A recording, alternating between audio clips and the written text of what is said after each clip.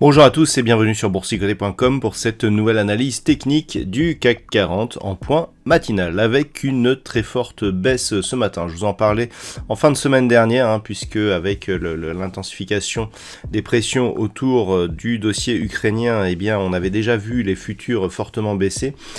Ça se confirme en début de semaine puisqu'après donc ce week-end, on a une ouverture ici sur un très gros gap. On franchit directement ici la zone des 6895 points, zone majeure donc, et comme je vous l'avais indiqué précédemment, en cas de cassure de cette zone, on entrait ici dans un espace à forte probabilité volatile. Et c'est confirmé puisque actuellement, on vient ici au contact de la zone des 6751 points avec une baisse actuellement qui se situe autour des 3,5%. Donc c'est une grosse alerte baissière avec une semaine à venir justement qui peut nous amener aussi pas mal de pression.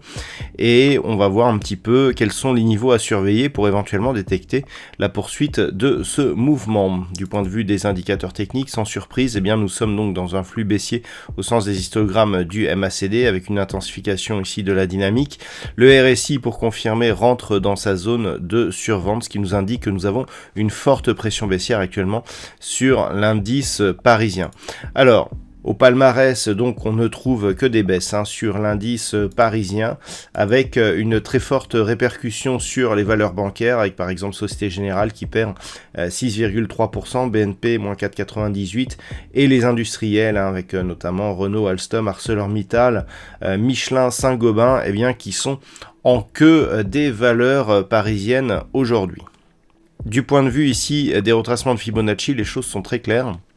Depuis le point haut ici, on était venu tester ici sur cette phase au début du mois de février la zone 50,61,8.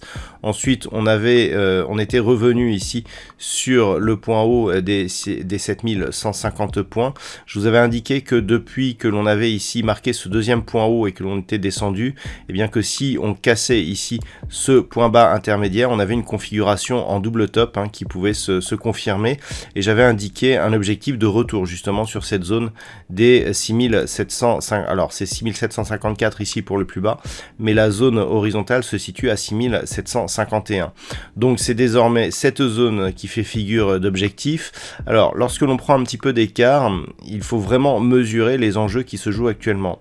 Du point de vue de la dynamique ici, d'un point de vue moyen terme, on est sur une neutralisation de la dynamique, à savoir ici des cours qui montaient, on avait des points hauts et des points bas qui marquaient toujours de plus en plus de points hauts, mais depuis ici cette dynamique, on n'est pas venu casser des points bas significatifs.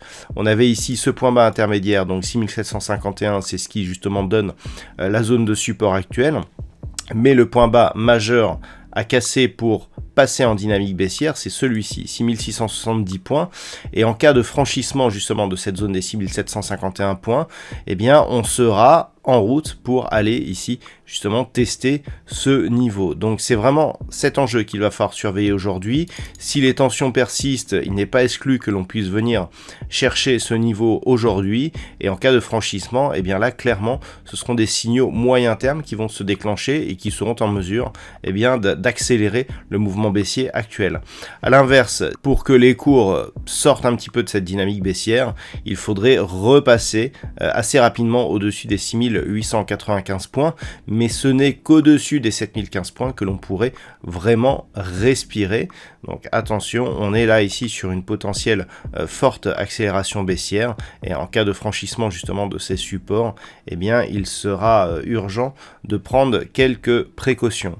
Voilà donc ce que l'on peut dire d'un point de vue technique sur cette configuration. D'un point de vue macroéconomique, le rendez-vous de la semaine se trouve mercredi soir avec les minutes de la Fed, donc par rapport aux derniers chiffres de l'inflation qui ont été dévoilés la semaine dernière, on peut effectivement envisager des surprises lors de cette réunion.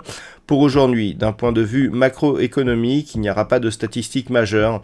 Nous aurons juste une intervention de Christine Lagarde aux alentours des 17h15. Voilà donc pour ce point matinal, je vous souhaite tout de même une bonne séance. On se retrouve dès ce soir pour toutes les autres analyses techniques du site boursicoté.com.